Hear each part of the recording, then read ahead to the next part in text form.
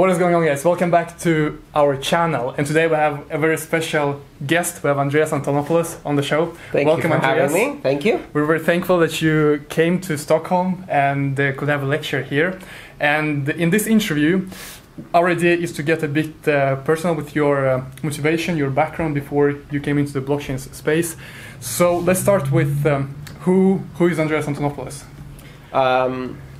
Well, I come from Greece. I grew up in Athens, Greece, and grew up to parents from two different cultures in two different countries. My mother was British, my father was Greek. I grew up speaking two languages, and by the time I was 17, I'd already started a couple of businesses. I saw how business was being done in Greece, so I left. And I went to university in England. I then moved to the United States, and for the last several years I've been traveling almost continuously. The last 2 years continuously with no home, just as a nomad, working for the education of Bitcoin, which is my primary passion and mission, and that's what I do today. Mm-hmm. So what was the moment when you got into Bitcoin? How were you introduced into this new paradigm of technology, economy, and even society? Well, I had been interested in cryptography and the application of cryptography to both politics, society, and money since the early 1990s. There's a movement called cypherpunk, which has to do with using cryptography to change the relationship between individuals and society. Mm-hmm. And I was fascinated by that. It was a topic that was of great interest to me. I grew up watching the internet being born, and it was a very formative experience for me. So I was fascinated with how things like the internet could change the world we live in and bring a more fair world. And so I was interested in these things, but I didn't get involved in Bitcoin in the early days. I didn't hear about it probably until sometime in 2011 or 2012. The first time I heard about it, I didn't realize what it was. So I dismissed it, which is a common experience. I think pretty much everybody dismissed it, including Satoshi himself. He was like, this might work. But I dismissed it, and then later, towards the end of 2012, I read an article about it, and there was a link to the white paper. Mm-hmm. So I read the white paper, and because my background in computer science and distributed systems, it immediately connected. I understood that this was not just money, right, that it was a very sophisticated, very disruptive, very revolutionary way of building trust on a platform. And money was just one of the applications, but I could immediately see this was very impactful. And so I stopped everything else, and I dedicated myself to understanding this and then to working full-time in the space, even before anybody wanted to pay me to work at all in the space. Right. I spent the two years trying to find ways to make money doing this. Of course, if I knew then what I know now, I would have known that the best way to make money in this space would have been to buy some Bitcoin, right, instead of spending all my money trying to establish myself and learn and teach and work. So and that's how I started 5 years ago, and I haven't looked back, and things have only gotten more exciting.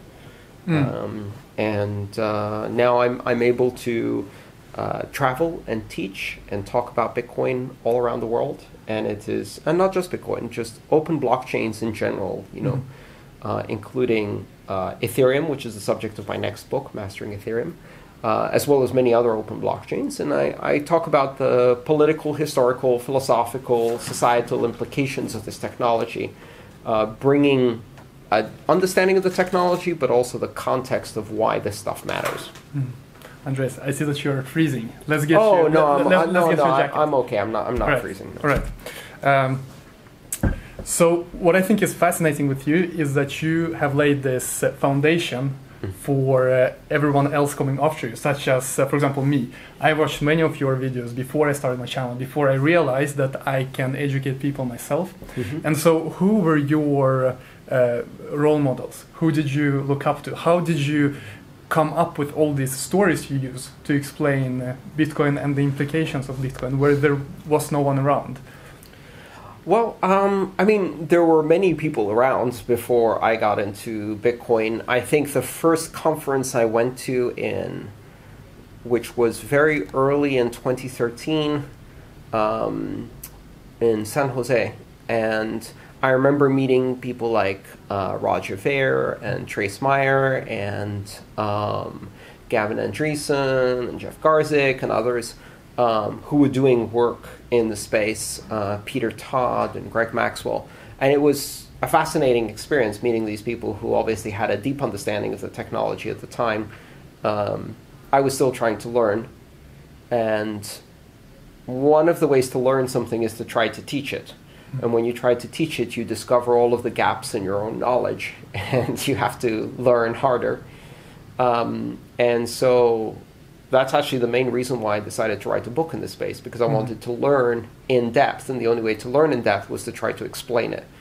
So, and generally just working in the space and trying to teach this technology to more people from different backgrounds with different expectations and different experiences forces me to have to think very carefully about how I explain things. And just doing that again and again and again and again and again and again for 5 years. Right. Really, there's no secret to the methodology. It's simply repetition and practice, like anything else. Right. So your book, Internet of Money, is a very good start for anyone who is new to the space to get a bird's eye view of the importance of this technology. Right. And so my first book, Mastering Bitcoin, is really for software engineers and computer scientists.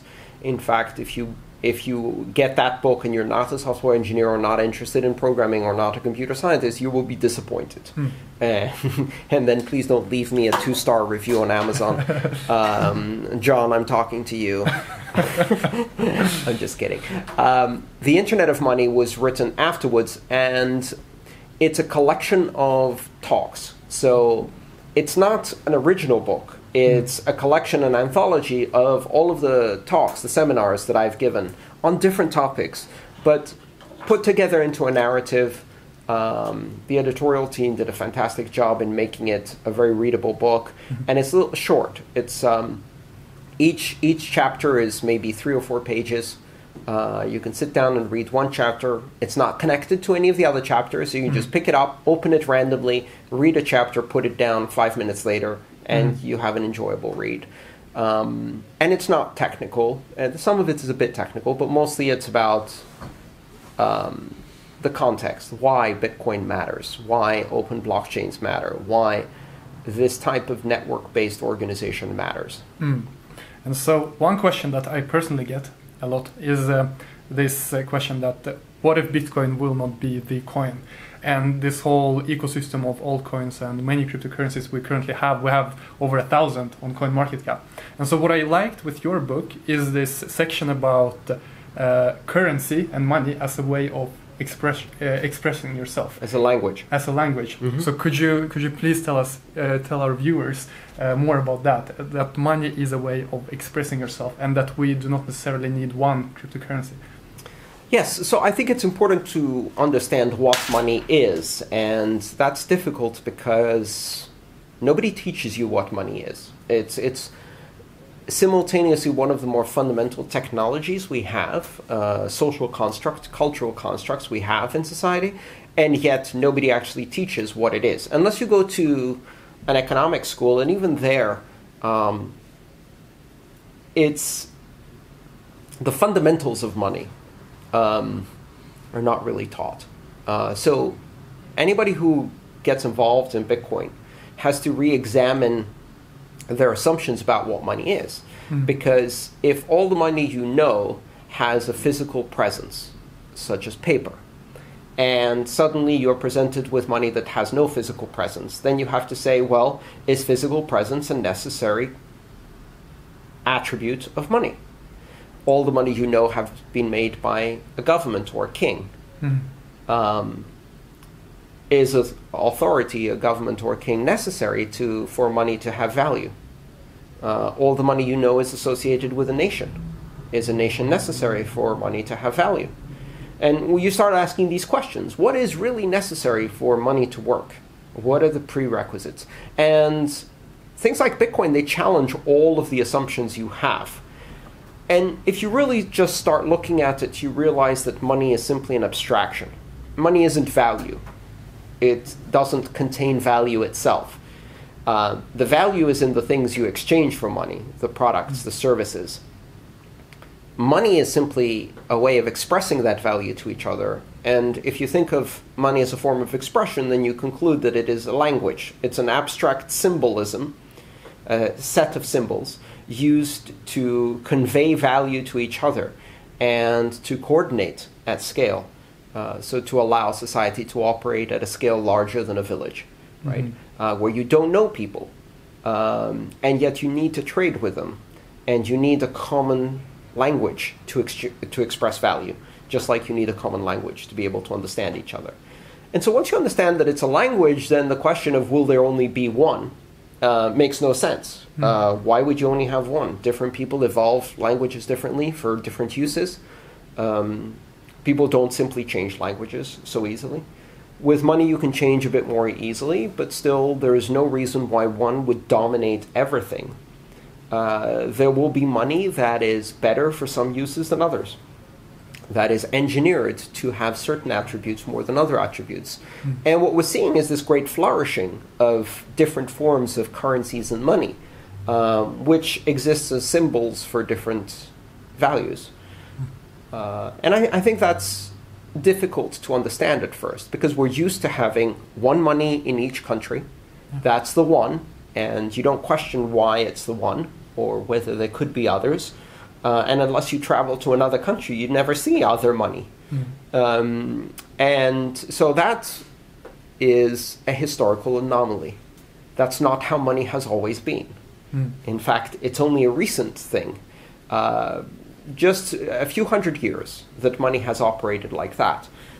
So now we have money that isn't based on a nation, it's global. And maybe that's how money always was and will always be. And the couple hundred years where it was a nation-based system is the anomaly. So again, this is technology really forces you to question your assumptions. So if we look into the future and imagine how a day would look like when cryptocurrencies have really lifted off and we see a major adoption of cryptocurrencies, how do you see the future? For example, when you go into a store, do we use the same currency? Does the store use the same currency as I do, or do we have some kind of intermediary on the blockchain to do this conversion between different currencies? Will the stores have their own currency, and then I somehow need to get their currency to do business with them? How do you think this future of cryptocurrency will look like more practically when we do transactions on an everyday basis? I think a lot of that will be abstracted, in that your smartphone will do that for you.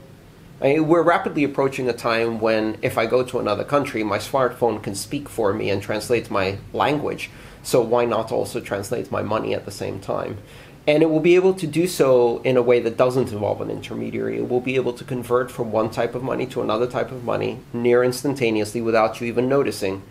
It will communicate with the store computers, ask them what money they accept, find a way to convert to that money, and do that all in less than a second before you even notice. You really start separating the function of money as a medium of exchange from the function of money for setting a price. You can set the price in anything and then pay in something else, which in fact most Bitcoin people are familiar with now, because we usually set the price in our national currency, but we pay using Bitcoin or Ether or one of the other cryptocurrencies. So we're comfortable with the idea of separating what we price with what we exchange. But I think that will be a universal experience. Perhaps there will be currencies that are only used for pricing and are not actually used as a medium of exchange. Who knows? I mean, we're really examining how tightly associated these various capabilities of money are. And how much of it can be engineered and in which way. So we'll find out over the next several years, because money is going to change radically because of these technologies. One of the questions people ask me is, how do you know when cryptocurrencies have arrived? And I think one way to know, I think the final frontier, if you like, is using it for pricing. So how much is a Swedish crown worth? You don't ask that question, right?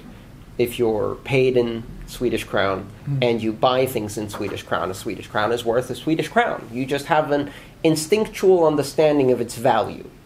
You ask, how much is a burger cost in Swedish crown? And maybe if somebody asks you how much is a Swedish crown worth, you could say, 1/50th of a burger.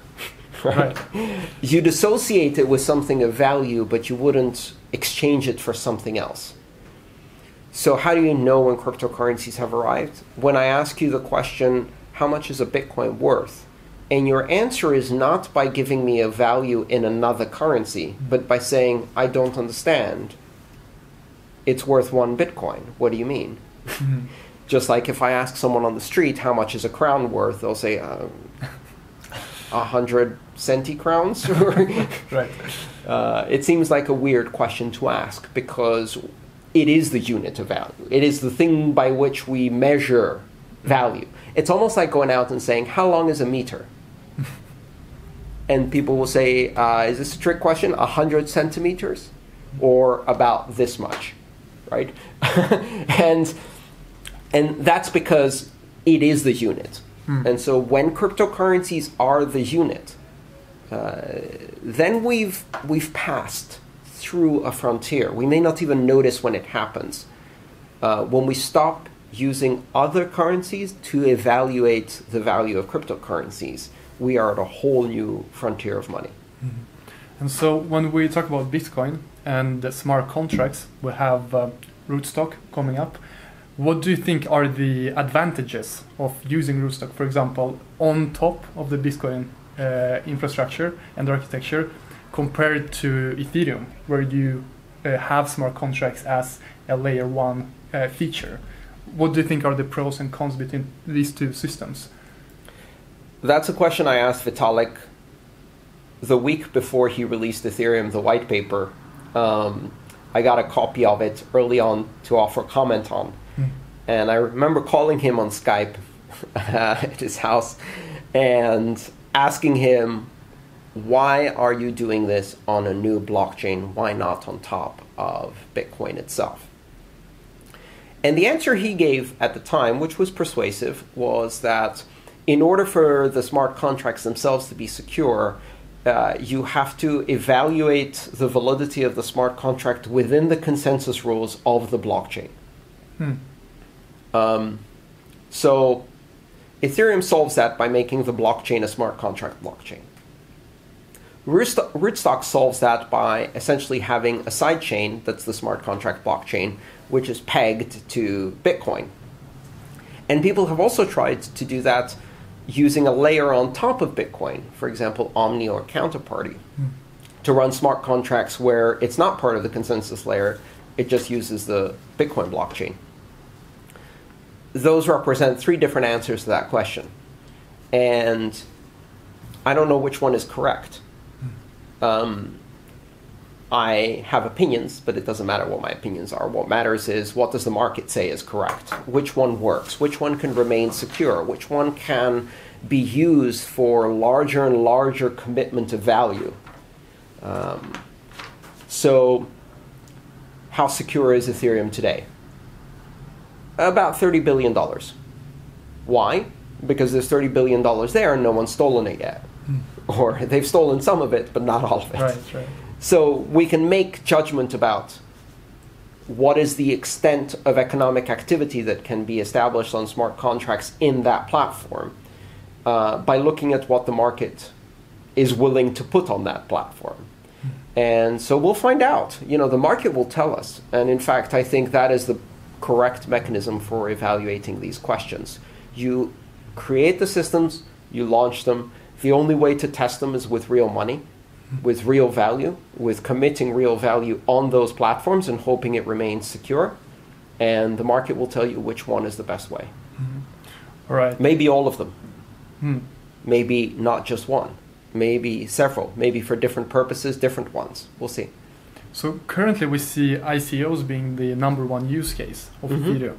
Do you think that that is the killer application, that we now have everyone in the whole world being able to participate in different crowdfunding campaigns? Or what kind of use case do you see for Ethereum long term? And also as a software engineer yourself, keeping in mind all of the limitations Ethereum currently has, what are your thoughts on the grand vision of Ethereum? I think ICOs are an incredibly interesting application, not because any of the existing ICOs are interesting, but because crowdfunding on a global basis through tokens is a very powerful application and will transform crowdfunding. Because tokens are not just shares. They're access tokens, they're loyalty rewards, they're points, they're products themselves, they're the fuel that runs the blockchain or the application. They have all of these diverse characteristics combined in one token. We've never seen that before. It's a novel application. It's going to change the world of crowdfunding. I don't think it's a killer application for Ethereum. To me, the killer application for Ethereum is governance. Ironically, the DAO is the killer app. Not the DAO as a venture capital fund. The DAO as a mechanism by which many people can participate in decision making by using their tokens to execute governance by predefined rules that are encoded in a smart contract. Governance is what smart contracts do, and the ability to scale governance to large numbers of people, the ability to create a corporation that has 1 billion directors. Now, that may sound like a complete disaster, and most of the first ones will be a complete disaster because we have to learn how to do governance under these mechanisms, but they will transform governance, and I think that is the killer application for Ethereum. Right, Andreas. Thank you very much. You're very welcome. Thank you so much, Ivan. We know that you're very busy. We hope you have a great stay in Stockholm, Sweden, and enjoy your time here. Thank you so much.